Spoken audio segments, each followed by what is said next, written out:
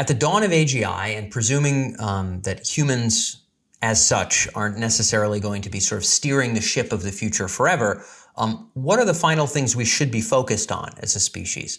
In this little video essay, I'll sort of make the case for what I think those things are. I'll talk a little bit about the introduction to the concept. If this sort of final imperative sounds dramatic, I'll tee up why I think they are indeed our final imperatives.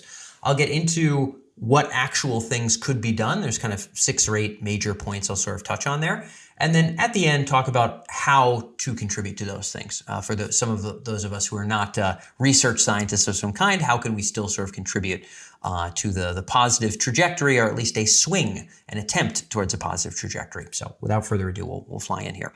I'm essentially opening with the point that everything either attenuates, meaning is destroyed, or gradually destroyed, or is transformed. That is the fate of all individuals, all species, all substrates. Those are the 2 core options. And I think between brain-computer interface, between artificial general intelligence, between a lot of the various and sundry changes we have coming up, there's an article called Short Human Timelines that's linked here, which sort of goes into the reasons I think our timelines are very short. We've got a relatively small amount of time for kind of humans to be holding the reins, so to speak, of where this grand process of life ultimately goes. And if that is the case, then there are questions that sort of come to mind. So I'll read off the initial questions that kind of prompt this and then get into what I suspect the answers to be.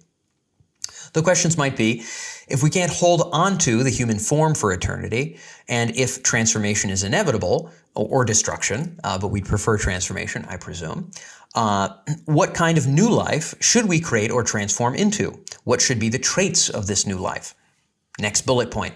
How do we ensure that future life, if it be non-biological or some kind of hybrid, will actually be conscious, that is to say, experience qualia, or exhibit autopoiesis, that is to say, be capable of sort of self-creation? There were some worm that sort of self-created itself to a lizard and eventually to you. That same process we would hope to continue. How can we ensure that those things continue? And then the third point is, how do we make sure that no disaster sets life and civilization backwards so drastically that we wouldn't be able to find a way to transform forward? So it could sort of set the entire process of which we are part backwards. How do we avoid those kinds of things? Ultimately, our final goals as a species, I would argue, fit into 2 camps. On the one side, we have sort of preventing the destruction of life, the extinguishment of the great flame of life, as I would put it, not just one individual torch, but the whole flame. So prevent the extinguishment of the flame, or the diminishment of the flame. And then the second would be ensure life's future blooming. That is to say, catalyze and ensure that conscious autopoietic process carries forth into the galaxy, into the multiverse, vastly beyond ourselves. So preventing destruction, encouraging blooming, that's essentially what's going on here. You could think about it like reducing P-doom for on a cosmic level, not just P-doom for humans, P-doom for the process of life itself, and increasing P-bloom for the process of life. Those are essentially our final imperatives. Eventually, both paths will take us to something that isn't human, and it's as good as we can do. So let's talk a little bit about what these arguments would be. I'll go over it kind of quadrant by quadrant as you see it on screen.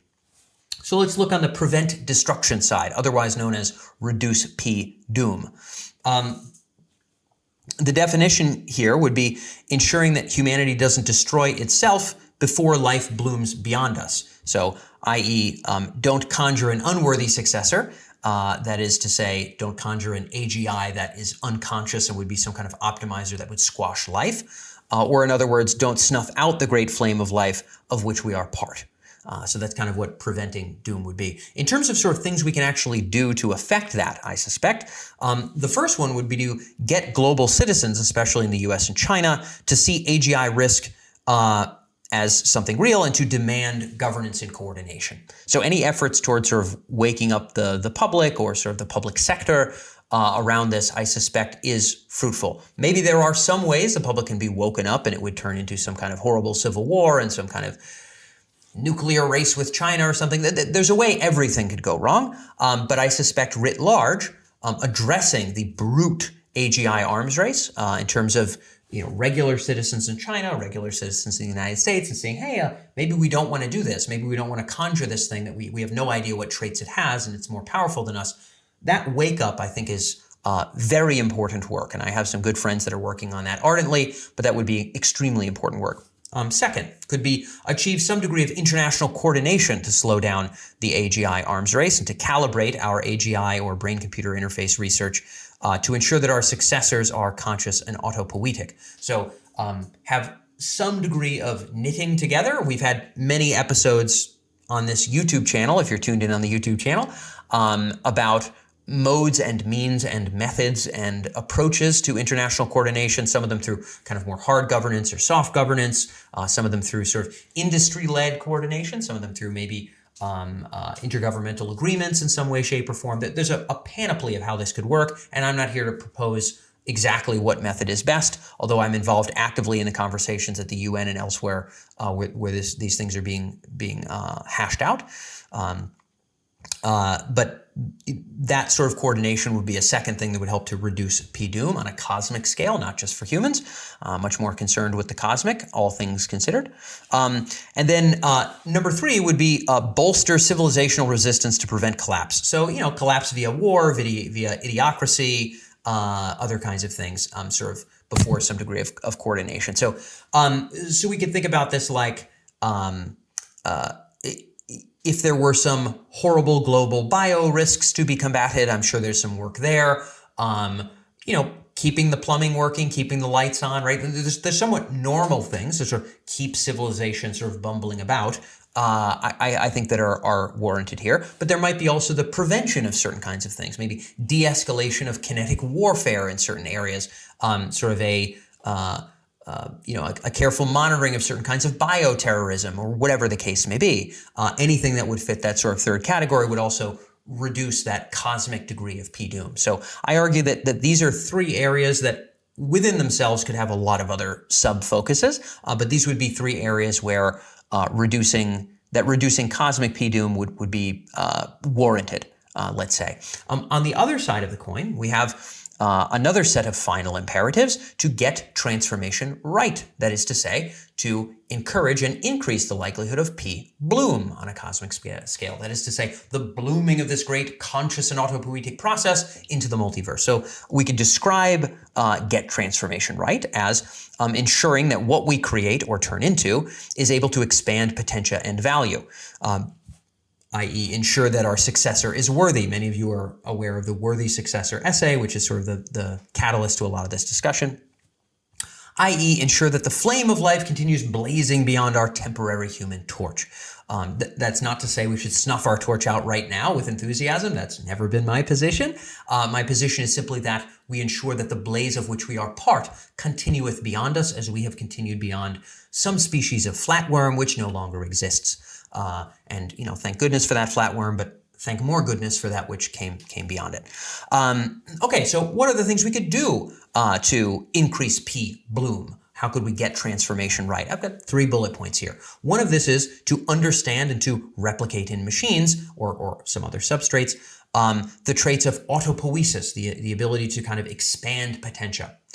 The next bullet point here, because right now, just to be clear about point 2.1 here, we really have there's some research on open-ended intelligence. We're getting some of those people onto the worthy successor, by the way, the lead researchers on this kind of domain of open-ended intelligence. There's some work there, but clearly there's no robot I know of that you could throw into the woods and it would just sort of build other robots and build new powers and build new physical senses. That doesn't seem to be a thing right now. Even in writing code, there's nothing that can sort of write code and then improve itself entirely. There is some degree of human guidance going through this process at the time of this recording anyway. So nailing autopoiesis and ensuring that what we have does the kind of valuable blooming that we see in nature would be rather important. Michael Levin, I think, is doing important work here. Ed Boyden had some important perspectives on the podcast about this. We're interviewing people about this topic, but that's important. Next up would be understanding and replicate in machines some degree of the traits of consciousness. That is to say, a rich sort of sentience, an inner field of awareness, as Emmett Shear referred to it. I think that's a useful phraseology there. Can we ensure that the lights don't go out eternally if sort of the biological life is at some point no longer steering the ship?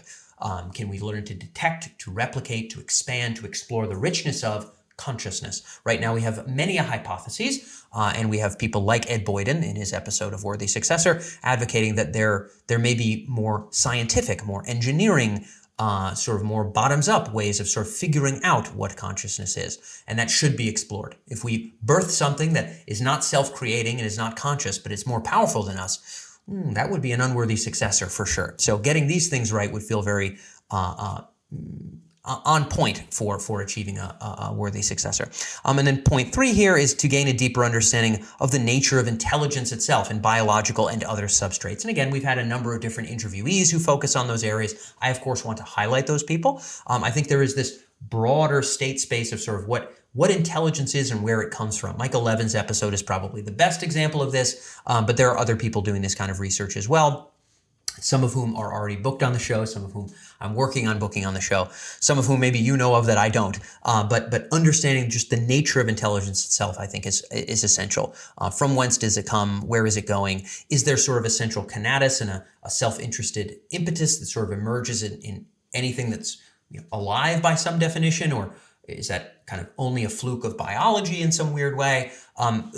We know very, very little about sort of the base nature of intelligence, and knowing more about it would be important. So I think the ideal that I'm painting here, which I'm not dogmatic about, but I will make the rational case, hopefully I'm at least on some level making the rational case now, is that we ought to sort of not build an unworthy successor through a brute arms race, have some degree of knitted intergovernmental coordination to sort of ensure we know where we're headed, ensure that across different substrates we can replicate these really essential moral qualities of consciousness and autopoiesis, and then ensure that there is some balance between potentia and potestas. Some of you have seen those videos before, potentia and potestas. Some balance between sort of control and the expansion of power to sort of allow for the continual bubbling up of this great flame of life. This is what I'm advocating. So I would say that these 2 meta categories, or these 6 little sort of sub-focus areas, would be where we ought to focus to continue the great process of life. So down at the bottom here, I'll sort of make the ending case for the article itself. I think there is there's a tendency for people to feel disempowered, right? Oh man, all these rolling forward processes of change. Why does it have to not be human? Why 1,000 years from now? Why not 1,000,000 years from now? We could go water skiing, or go out on the, have a nice lake house and go fishing or something like that. Why does all of this have to end? I think, Emerson has this quote, "This one fact the world hates that the soul becomes." We always don't want change, generally speaking. But I would say that it is possible to be empowered by the possibility of positive transformation rather than disempowered. And I think it warrants us at what is potentially sort of the cusp of the handing of the baton to other kinds of life, to think of this as an opportunity, to not sort of live these final hours, if they be our final hours, final decades maybe, I'm not really sure, in sort of wallowing, but in really sturdy, ardent effort towards avoiding the destruction of this valuable process we're part of, and encouraging the flourishing of this process we're part of. And that kind of encouragement can happen in multiple ways. So here in the article, I'll sort of wrap up with some of these points. I think in terms of doing the work, I don't know if I frankly have the requisite IQ to discern how autopoiesis emerges in biological and non-biological systems. I might not be the guy. However, there's other ways to contribute. So I think the bullet point I start off with here is doing the work that suits you. I'm at least smart enough to talk to smart people, which is a pretty low barrier for entry, and smart enough to be capable of getting at least some people to pay attention to those things, and smart enough to run a company, to have enough resources to go to China and get some of their ideas and build some allies and things like that. So I've kind of done the work that maybe suits me. Some of the points I listed, some of you might say, oh, that's exactly what I'm working on, or that's something I'm passionate about, or what have you. I think it must start with sort of what the appropriate work is for someone as an individual. I think it's possible to join or start organizations. There's groups that are trying to get the word out about AGI risk. There's many groups, which I'm excited about. Compared to 5 years ago, there was almost nothing. There's many groups now, at least ostensibly, working on machine consciousness. In fact, I think there's some people maybe within Anthropic working on these kinds of things. Machine well-being is sort of a focus now. So that there's different groups or organizations that you could join that might already be working on any of those 6 bullet points I had up on screen. There's awareness. So drawing awareness to these sorts of things. That's, somewhat obviously what I'm trying to do here, what I'm trying to do with the podcast and with the physical events that I run, the Worthy Successor events that we've had in New York, we've had in San Francisco, we're going to have them in other cities around the world next year in 2026. And then there's fundraising. So, I may have contributed to a couple, let's call them AGI safety related documentaries or nonprofits. There's plenty more of that to be done. There's people, again, working on consciousness, people working on the autopoiesis and nature of intelligence sides of things. So there's fundraising as well. So it's not just doing the scientific work. We certainly need really smart folks to do that, but I think there's a lot of other ways to contribute. And again, my end cap note here, I'm not going to read through the whole article, but the end cap note is that essentially our final hours, decades, whatever it might be, I think should be full of volition and hopefully full of vision for the positive transformation that we would like to create. Freezing the world would be neato, but it's not an option. We have to at least consider where this rolling process is going, and hopefully this has been a decent outline of some of the ways one could contribute to it. So that's all I had for this one. I'll catch you the next time.